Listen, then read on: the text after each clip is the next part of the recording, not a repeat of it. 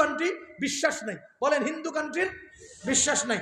একটা গল্প শুনেই আপনাকে শেষ করছি। মুফতি সাঈদ আহমদ পালনপুরি রাহিমাহুল্লাহ আমার উস্তাদে মুহতারাম। আমি তিরমিজি শরীফ প্রথম খণ্ড আর তাহাবি শরীফ হুজুরের কাছে পড়ছি। মুফতি সাঈদ আহমদ পালনপুরি সাহেব ক্লাসের মধ্যে একটা লতিফা শুনাইছেন। বলেন যে উনি নিজের কথা বলতেছেন, বলেন যে আমি গুজরাটে যেতাম প্রায় সময় প্রয়োজনে। তো ওখানে ফজরের নামাজ পড়ে আমি একটু হাঁটতাম। হেঁটে আসার সময় এক পান দোকান থেকে পান খাইতাম। হেঁটে ঘুরে আসার সময় পান দোকান থেকে পান খাইতাম।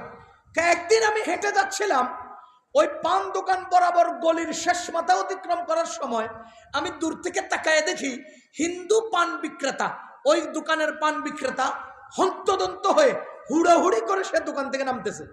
তা আমি চিন্তা করলাম যে বেটা এত হুড়াহুড়ি করতেছে কেন, একটু দেখি। তো আমি দাঁড়ায় রইলাম, দেখলাম সে একটা পাত্র নিয়ে নামলো।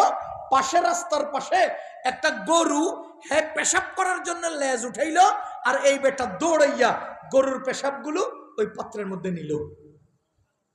হুজুরে বলেন আমি স্বচক্ষে দেখতেছি। এরপরে এই পাত্রের পেশাবগুলো, গরুর মুদগুলো আনিয়া কিছু চুনের ডিব্বাই দিল, কিছু বলের পানিতে দিল, কিছু পানের উপরে ছিটাইলো, কিছু দোকানে ছিটাইলো, আর কিছু তাকের নিচে থুয়ে দিল। হুজুরে বলেন যে আমি প্রতিদিন হেনতে পান খাই।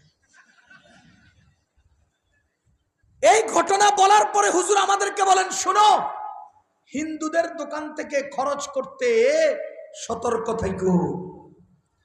এবার আপনারা বলেন, চাক্ষুষ প্রমাণিত একজন মুহাদ্দিসে কবির, পৃথিবীর গত 100 বছরের মধ্যে এত বড় মুহাদ্দিস অন্তত এশিয়া মহাদেশে আসেন নাই, মুফতি সাঈদ আহমদ পালনপুরি সাহেব রহমতুল্লাহ আলাইহি। তিনি তার জীবনের গল্প শুনিয়ে আমাদেরকে বলেছেন ইন্ডিয়ার পণ্য ব্যবহারে সতর্ক থাকো। সুতরাং আমরা ওই সতর্কতার আলোকে মুসলমান হিসেবে সকল মুসলমানকে বলছি, ইন্ডিয়ার পণ্য বয়কট করো।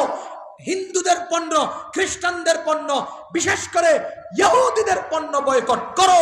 যেই দোকানে ইসরায়েলি পণ্য বিক্রি করবে সেই দোকানে আমরা মুসলমান যাব না।